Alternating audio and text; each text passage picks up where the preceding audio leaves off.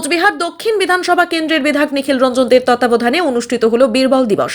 Cooch Behar rail station সংলগ্ন জামাই বাজার এলাকায় অবস্থিত গুরুদুয়ারায় এই অনুষ্ঠান পালন করা হয়। কথিত আছে, এই মুঘলদের অত্যাচারের বিরুদ্ধে যখন শিখ সম্প্রদায় যুদ্ধ ঘোষণা করে, সেই সময় গুরু গোবিন্দ সিং এর দুই পুত্র শিখ ধর্ম ত্যাগ করে মুসলিম ধর্ম অবলম্বনে অস্বীকার করায় তাদের জীবন্ত অবস্থায় কবর দেওয়া হয়।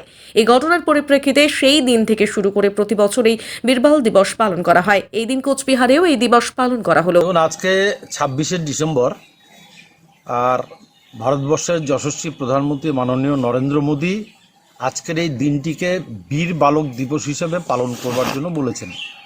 সারা ভারতবর্ষে ভারতীয় জনতা পার্টির কার্যকর্তাই শুধু নয়, যারা শিখ সম্প্রদায়ের রয়েছেন তারাও আজকের এই দিনটাকে বীর বালক দিবস হিসেবে পালন করছেন।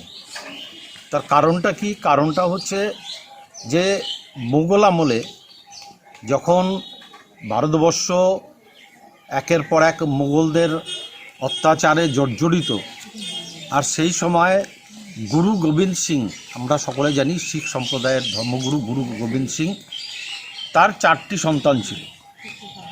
এবার বড় দুজন সন্তান তারা যুদ্ধক্ষেত্রে মোগলদের বিরুদ্ধে যুদ্ধ করতে করতে তারা মারা যায়। হিন্দু সাম্রাজ্য রক্ষা করতে গিয়ে তাদের হত্যা করা হয়।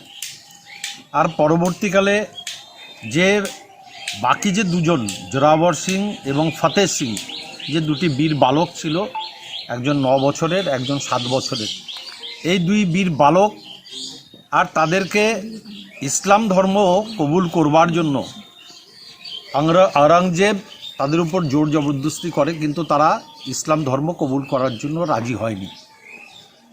এবং সেই সময় তাদেরকে, আপনারা অনেকে হয়তো জানেন যে পাকা দেয়ালের ভেতরে জীবন্ত অবস্থাতে তাদেরকে সেখানে সমাহিত করা হয় আজকের এই দিনে। আর তাই আমরা হিন্দু সনাতন ধর্মকে, হিন্দু সংস্কৃতিকে রক্ষা করবার জন্য, এবং হিন্দু সনাতন ধর্ম যদি রক্ষা হয় তাহলে ভারতবর্ষ শুধু নয়, সারা পৃথিবী রক্ষা পাবে। আর সেই লক্ষ্য রেখে আজকের এই দিনটিকে আমরা পালন করছি।